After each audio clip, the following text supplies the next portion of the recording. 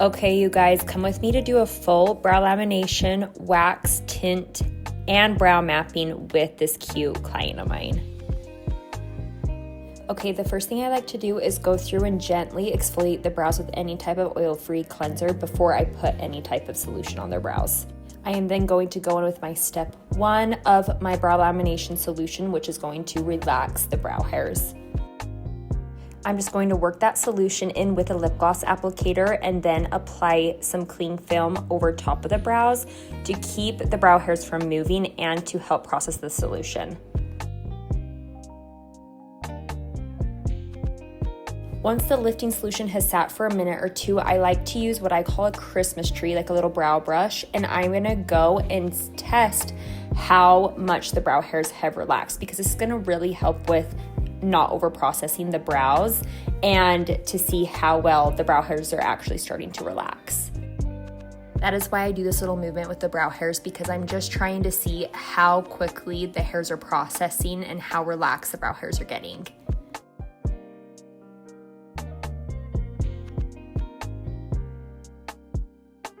After I have seen how relaxed the brow hairs are getting, I'm going to put that cling film back on to help the brow hairs again not move.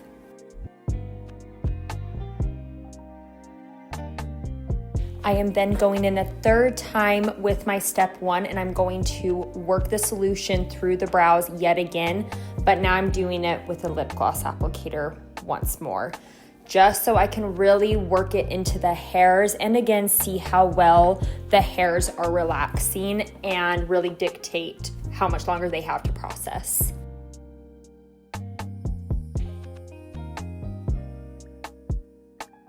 So now that I can tell that the brow hairs are relaxed, I'm going to remove the step 1 solution, and I like to do this with a Q-tip and really press the brows because it makes it easier when you go in and trim the brow hairs. So I will remove the solution off of both brows with a dry Q-tip or a cotton or aesthetic wipe, whatever you want, but just make sure it's dry.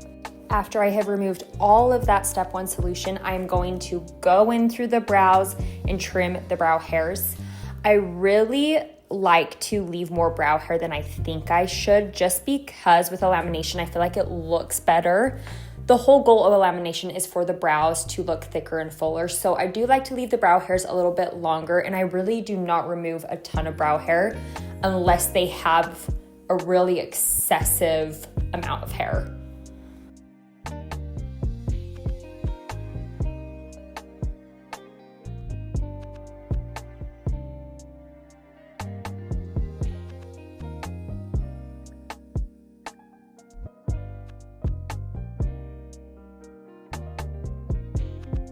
Now, once I've trimmed the hairs, I'm gonna go in with a lamination balm or a Lamy balm.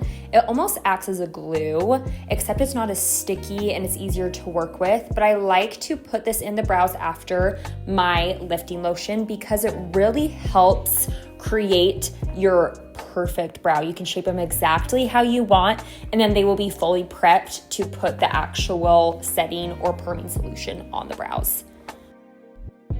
This is kind of my little secret with my brow laminations because this product seriously makes the brow lamination process so much easier, and it makes their brows look so amazing when they leave. And I also believe it does help with retention since it stops the hairs from moving a lot.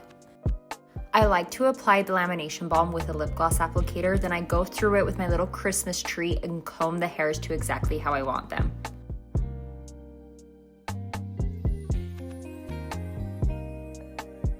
I like to do the lamination balm step 1 brow at a time because if you do let the lamination balm sit for too long without brushing through the brows, it does get a little crusty. So I like to take it 1 brow at a time, get my brow perfect, and then switch to the next brow.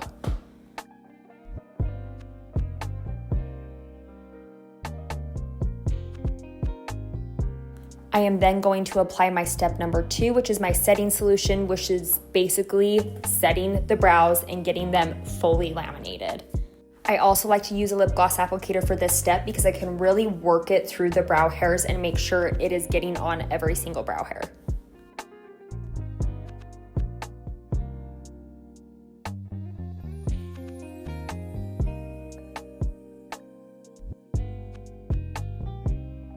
I am then again going to apply cling film to ensure that the brow hairs do not move. After the step 2 has sat for the recommended amount of time, I'm going to remove it once again with a dry Q-tip or a dry cotton round and make sure I get absolutely every bit of that solution off their brows.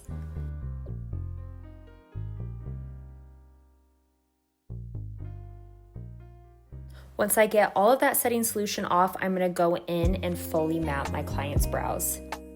I like to offer brow mapping with my laminations that include tints, just because it's going to ensure that we get the brows as symmetrical as possible. And also I show my clients the mapping before I tint them so they agree to the shape that I'm going to give them.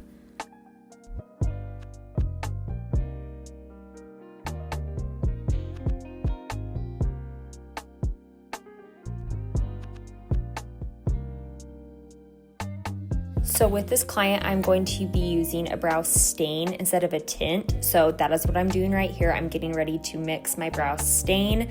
The stain's going to last a little bit longer and it also develops better on this certain client.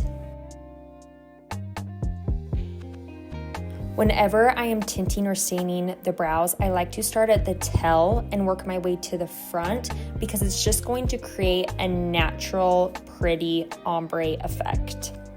You can also see I like to line the stain at the bottom of the brow and then pull it up through the hairs to create a really, really crisp line at the bottom of the brow.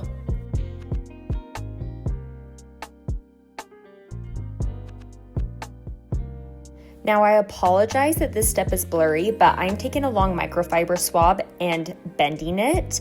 And this is how I'm going to really clean up that stain on the brow. This is also how I get really crisp lines on my brows, is because I'm using this long microfiber swab to really get in there and clean it up right where my brow mapping is.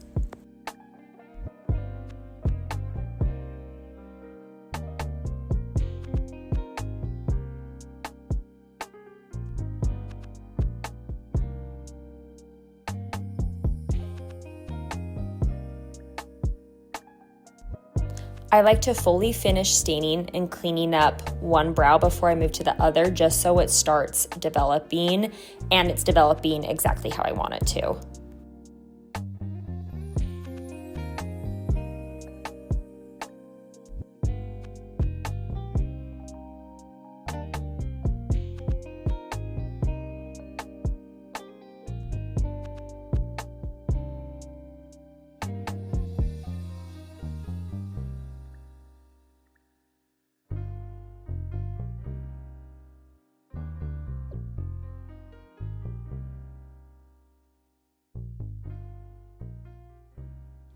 Once again, I'm going in with my long microfiber swab and cleaning up around my stain to make sure that the brow is super crisp. I'm now going in and prepping with an antiseptic to wax, because I do like to wax my clients' brows while they're processing, just to speed up time and get them out of their appointment a little bit quicker. I also feel like it does not affect the stain or tint at all.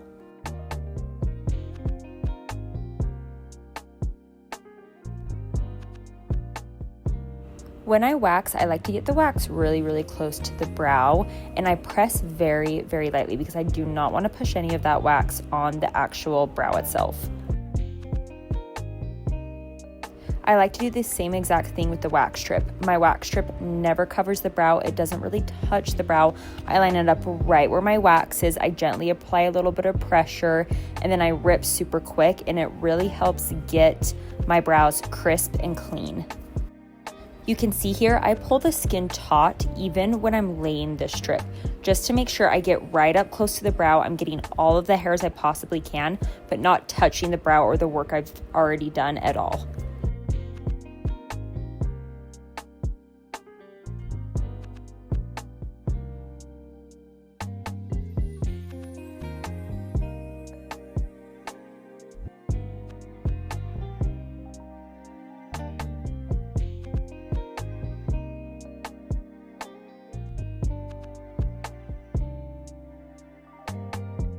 I'm now going to apply some As You Lean oil as a post wax, because it gets all the wax off and it also helps a lot with redness.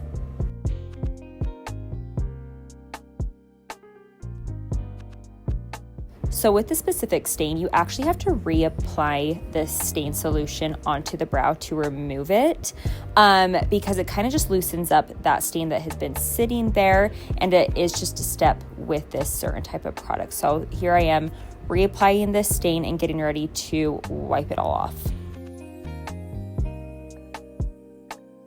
And you can see as I'm wiping the stain off, it's still really prominent, which I love and a lot of my clients love, because stains tend to last quite a bit longer than tint because it is staining the skin.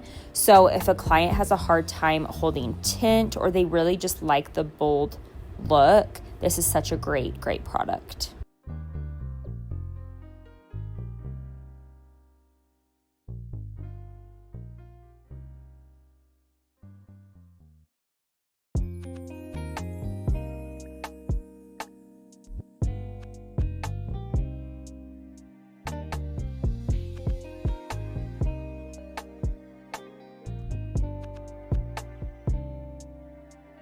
The stain can be kind of tough to get off of the brow sometimes, so you need to be careful when you are rubbing the stain off because you don't want to be rubbing back and forth or it will mess up your brow lamination.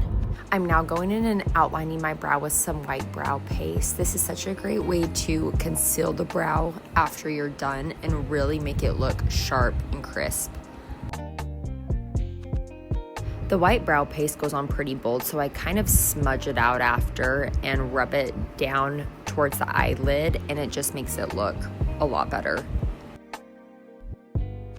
And here are the amazing results. This lamination will last about 4 to 6 weeks, including the stain. Thank you so much for following along.